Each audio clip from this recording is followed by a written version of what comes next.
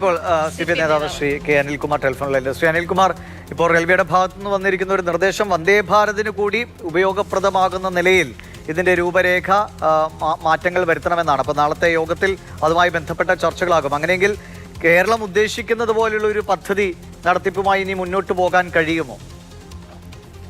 കേരളത്തിന്റെ ചെലവില് കേരളത്തോടുള്ള റെയിൽവേ അവഗണനയ്ക്ക് പരിഹാരം ഉണ്ടാക്കാൻ കഴിയുമോ എന്ന പുതിയ പരിശ്രമത്തിലേക്കാണ് കേന്ദ്ര സർക്കാർ നീങ്ങുന്നത് എന്നുള്ളതാണ് ഇപ്പോഴത്തെ നീക്കത്തിന് പിന്നിലുള്ള ഉദ്ദേശം എന്ത് എന്ന് അന്വേഷിക്കുന്നവർക്ക് മനസ്സിലാക്കാനാവുന്നത്.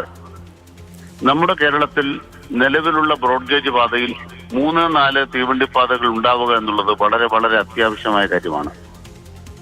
അത് കേന്ദ്ര സർക്കാരിന്റെ രാഷ്ട്രീയവും അതുപോലെ തന്നെ ഒരു നാടിനോടുമുള്ള ചുമതലയുടെ ഭാഗമാണ്. അത് നിർവഹിക്കാൻ ബാധ്യതപ്പെട്ടവർ അത് ചെയ്യുന്നുണ്ടോ എന്നുള്ളതാണ് ആദ്യമായി ഒരു ഭാഗത്ത് ഉത്തരം പറയേണ്ടത്. അർദ്ധ അതിവേഗ തീവണ്ടിപ്പാത അതുമായി ബന്ധപ്പെടുന്ന പദ്ധതിയേ അല്ല. രണ്ടും രണ്ട് കാര്യങ്ങളാണ്.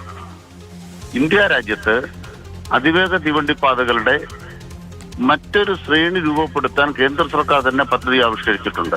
ശ്രീ അനിൽകുമാർ, ഒരു കാര്യം ചോദിച്ചോട്ടെ. അതായത് ഇപ്പോൾ കേന്ദ്രം പറയുന്ന രീതിയിലേക്ക് ഈ ഡി പി ആർ തള്ളുകയാണ് പൂർണ്ണമായിട്ടും. അത് പൊളിക്കണം എന്ന് കേന്ദ്രം നിർദ്ദേശിക്കുന്നത് എങ്ങനെ വേണമെന്നുള്ള കാര്യവും ബ്രോഡ്ഗേജിലാണ് വേണമെന്നുള്ള കാര്യവും പറയുകയാണ്. അപ്പോൾ ആ തരത്തിലൊരു DPR തയ്യാറാക്കി കേരളം നൽകുമോ കേന്ദ്രത്തിന്? ഇനി അല്ല, നിരർത്ഥകമായ കാര്യമാണ് കേന്ദ്ര സർക്കാർ പറയുന്നത്.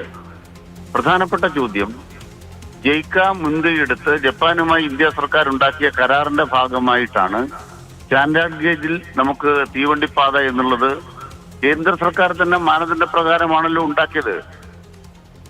ഇത് കേരള സർക്കാർ രൂപപ്പെടുത്തിയൊരു പദ്ധതിയല്ല. നരേന്ദ്രമോദി അധികാരത്തിൽ വരുന്നതിന് മുമ്പ് തന്നെ ഇന്ത്യ സർക്കാരും ജപ്പാനുമായി മുൻകൈ എടുത്തുണ്ടാക്കിയ ധാരണ പ്രകാരം MOU പ്രകാരമാണ് അതിവേഗ തീവണ്ടിപ്പാതകളുടെ രീതി ഇന്ത്യ രാജ്യത്ത് വികസിപ്പിച്ചത്. അത് കേരള സർക്കാരിന് കണ്ടുപിടുത്തല്ല. അതിന്റെ ഭാഗമായി തന്നെയാണല്ലോ ബഹുമാനപ്പെട്ട ഉമ്മൻചാണ്ടി മുഖ്യമന്ത്രിയായിരുന്ന കാലത്ത് തന്നെ നമ്മുടെ കേരളത്തിനകത്ത് അന്നത്തെ UPA സർക്കാരിന്റെ ആഗ്രഹപ്രകാരം അതിവേഗ തീവണ്ടിപ്പാതയ്ക്ക് ഒരു പദ്ധതി തയ്യാറാക്കിയത്. ശരി, എന്തായാലും അങ്ങ് പറയുന്നത് അതൊരു തെറ്റായ സമീപനമാണ്, അതുണ്ടാകില്ല. പക്ഷേ നാളത്തെ യോഗത്തിൽ നമുക്ക് എന്താണ്? നാളത്തെ യോഗത്തിൽ ഒന്നും സംഭവിക്കാൻ പോകുന്നില്ല. കേരളത്തോട് വീണ്ടും വിവേചനമാണ് എന്ന കാര്യം നമുക്ക് ബോധ്യപ്പെടാൻ പോവാണ്. ശരി, അത് കൂടുതൽ ബോധ്യപ്പെടാൻ പോവാണ്. ശരി, വളരെ ശ്രീ കെ അനിൽകുമാർ.